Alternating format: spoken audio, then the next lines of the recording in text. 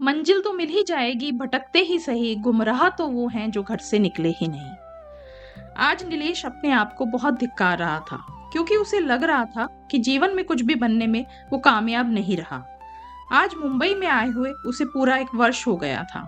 वो एक बड़ा गायक बनने का ख्वाब लेकर इस सपनों की नगरी में आया था। उसके एक सफल गायक बनने के सपने पर ही उसके भविष्य की बुनियाद रखी थी, जो अब कहीं ना कहीं दम तोड़ती हुई नजर आ रही थी। असल में कल एक बहुत बड़े फिल्म बैनर के संगीत निर्देशक का फोन उसके पास आया था। उनको नीलेश की आवाज बहुत अच्छी लगी थी। वे उसके साथ रिकॉर्डिंग करना चाहते थे। वो बहुत खुश था।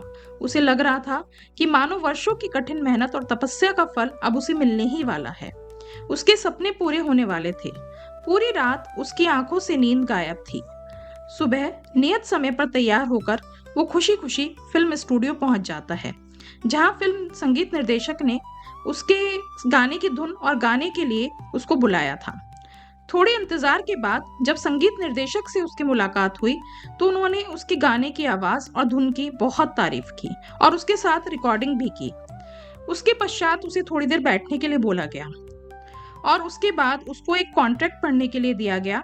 जब उसने कॉन्ट्रैक्ट पढ़ा तो उसके पैरों तले जमीन ही खिसक गई, क्योंकि उस कॉन्ट्रैक्ट में साफ साफ लिखा था कि गाने की धुन और आवाज भले ही नीलेश की है, पर उसका नाम बड़े गीतकार और गायक को ही जाएगा। उसको अपने काम के पूरे पैसे दिए जाएंगे, पर उसके बाद उस गाने और धुन पर उसका कोई हक नहीं रहेगा। पहले तो उसको भरोसा नहीं हुआ। उसको लगा इस तरह का भी कोई कॉन्ट्रैक्ट होता है क्या। उसको लगा कि शायद उसने पढ़ने में कोई गलती कर दी है। उसने संगीत निर्देशक से दोबारा से बात की। उन्होंने कहा ये कॉन्ट्रैक्ट 100% सही लिखा है। नीलेश ने उनकी बात सुनकर कहा, जब आवाज मेरी है, गाना मेरा है, धुन मेरी है, तो आप इसे दूसरे का नाम कैसे कर सकते हैं। इस पर संगीत निर्देशक ने बड़ी बेशर्मी से कहा, अरे तो कौन सी बड़ी बात हो गई, तुम्हें तुम्हारी मेहनत के पूरे पैसे तो दिए जा रहे हैं। रही नाम की बात, तो तुम्हें यहाँ पहचानता ही कौन है जो तुम पर दाव लगाया जाए। ये फिल्म बहुत बड़े बजट की है। इसमें तुम्हारे जैसे नए कलाकार को, जिसका फिल्मी दुनिया में कोई भी जानने वाला नहीं है, कोई पहचान नहीं है, अगर मैं उसको लूंगा तो ये फिल्म पहले पर्दे पर आने से पहले ही डूब जाएगी। ये सपनों की दुनिया है, यहाँ नाम बिकता है, नाम। ऐसे तीखे शब्द नीलेश के कानों में हथौड़े की तरह बजने लगे। नीलेश को ऐसा लगा जैसे आज कोई उसके गाने की बोली न लगाकर उसके स्वाभिमान की बोली लगा रहा हो। उसने उस कॉन्ट्रैक्ट पर साइन करने से मना कर दिया। उसने कहा, मैं अपनी मेहनत को इस तरह किसी दूसरे के नाम नहीं दे सकता। मेरे गीत और धुनें मेरी संतान की तरह हैं, और कोई पिता अपनी संतान को कैसे बेच सकता है।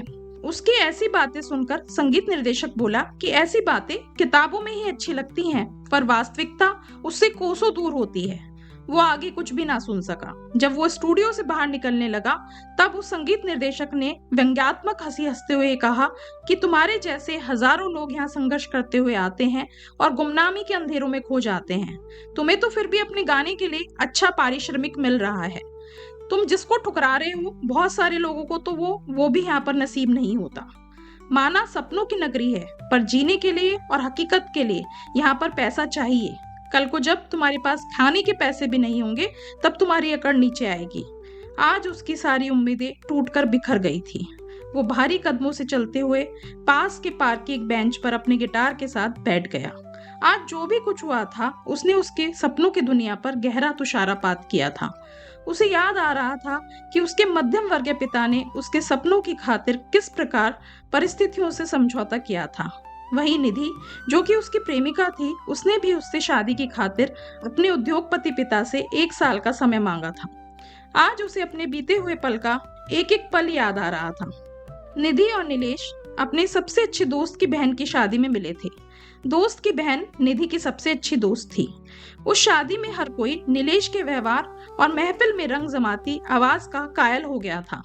निधि भी उसकी आवाज की तरफ बरबस ही आकर्षित हो गई थी। हालांकि नीलेश ने निधि से दूर रहने की बहुत कोशिश की थी, क्योंकि उसके और निधि के रहन सहन में बहुत फर्क था, और वैसे भी नीलेश अभी गायकी के क्षेत्र में अपनी पहचान बनाना चाहता था, जिसमें संघर्ष का रास्ता थोड़ा कठिन था। पर निधि की जिद और प्यार के आगे उसकी एक न चली थी। निधि की जिद देखते हुए निधि के पापा ने भी नीलेश को 1 वर्ष का समय दे दिया था। 1 वर्ष बीतने को ही था। उधर उसके पापा की भी नौकरी के सिर्फ 2 साल बचे थे, जिसमें उन्हें बहन की शादी भी करनी थी। कुल मिलाकर उसके पास गायकी में नाम कमाने का यही समय बाकी था। कल जब फिल्म संगीत निर्देशक का फोन आया था तो उसको लगा था कि अब उसके सारे सपने पूरे हो जाएंगे, पर आज फिर से वो संघर्ष के धरातल पर वापस आ गया था। अभी उसके दिमाग में ये सब चल ही रहा था तो उसके हाथ में गिटार देखकर एक सज्जन उसके पास आए। उन्होंने उसे बताया कि पार्क में शाम को गायन का ओपन माइक कार्यक्रम है, जिसमें नवोदित कलाकार को प्रोत्साहित करने हेतु आकर्षक पुरस्कार हैं। अगर वो भी इसी तरह के आयोजन में रुचि रखता है तो वो भी उसमें भाग ले सकता है। हालांकि नीलेश का दिल पहले ही बुझ चुका था। अब उसको किसी पुरस्कार की इच्छा नहीं थी, पर वहां का संगीत में नजारा देखकर वो अपने आप को रोक नहीं सका। जब गाने का कार्यक्रम शुरू हुआ तो उसने भी गाना शुरू किया। वहां पर उपस्थित कोई भी ऐसा नहीं था जो तालियां बजाए बिना रह पाया हो। ऐसा लग रहा था कि मानो उसके दिल का दर्द उसकी आवाज में उतर आया हो। उसकी गायकी सुनकर जहां लोग तालियां बजाने और उसके लिए वोटिंग करने में व्यस्त थे, वहीं वो परिणाम की प्रतीक्षा किए बिना भारी कदमों से अपनी मुंबई में छोटी सी खोली में रात बिताने के लिए निकल पड़ा था। आज उसको एक एक क्षण भारी प्रतीत हो रहा था। गाने के बाद उसको थोड़ा सुकून तो मिला था, पर अभी भी उसको अपना भविष्य अंधकार में लग रहा था। अब उसने अगले 2-3 दिनों में शहर वापसी का निर्णय ले लिया था। वैसे तो वो बहुत आत्मविश्वासी था, पर उसके साथ कई जिंदगियां और भी जुड़ी थी। अब वो अपने स्वाभिमान से भी समझौता नहीं कर सकता था। यह सब देखते सोचते उसने फैसला लिया था कि वो अपने चक्कर में निधि की जिंदगी बर्बाद नहीं करेगा। कल ही उसको कहीं और शादी के लिए मना लेगा और पापा के रिटायरमेंट से पहले अपने शहर में ही नौकरी प्राप्त करके घर का सहारा बनने की कोशिश करेगा। इसी उधेड़पुन में कब उसको नींद आ गई उसको पता ही नहीं चला। अगले दिन मोबाइल की घंटी से उसकी नींद खुली तो उसने देखा फोन बजकर कट चुका है। निधि का ही फोन था। उस दिन उसके फोन पर कम से कम 75 मिस्ड कॉल उसके पापा, निधि और रिश्तेदारों की थी। वो किसी अनहोनी आशंका से घबरा ही रहा था। इतने में दोबारा फोन की घंटी बजी। फोन निधि का ही था। नीलेश का फोन उठाते ही और उसके कुछ बोलने से पहले ही निधि गाना गाते हुए उसको बधाई देने लगी। उसको कुछ समझ नहीं आ रहा था। तब निधि ने कहा कि शायद तुमने आज सुबह का समाचार पत्र नहीं देखा है। तो उसने कहा, एक काम करो, पहले आज का समाचार पत्र देखो, फिर बात करती हूँ। निधि का फोन रखते ही उसने अपने फोन पर समाचार पत्र का लिंक खोला, जिसके कला और संस्कृति वाले पृष्ठ पर उसके फोटो के साथ साथ उसकी गायकी की प्रशंसा लिखी थी। असल में जिस संस्था ने ओपन माइक गायकी का कार्यक्रम का आयोजन किया था, वो संस्था फिल्मों से जुड़ी थी। यह संस्था इसी तरह के नवोदित कलाकारों को आम जनता की वोटिंग द्वारा चुनकर उनको आगे बढ़ाने का काम करती थी। इस कार्यक्रम में नीलेश को प्रथम पुरस्कार और उसके फलस्वरूप 5 लाख की नकद धनराशि प्रदान करने की घोषणा की गई थी। साथ ही साथ नीलेश को 6 महीने फिल्म संबंधी कार्यक्रम में गाने का एक फिल्म का अनुबंध भी मिला था। नीलेश को तो अभी भी ऐसा लग रहा था कि वो नींद में है और कोई सपना देख रहा है, पर इन सब बातों की पुष्टि आयोजक के फोन ने कर दी थी।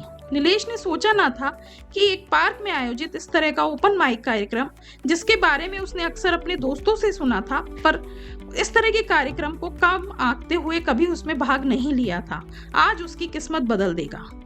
आज उसे ये भी लग रहा था कि मेहनत कभी व्यर्थ नहीं जाती।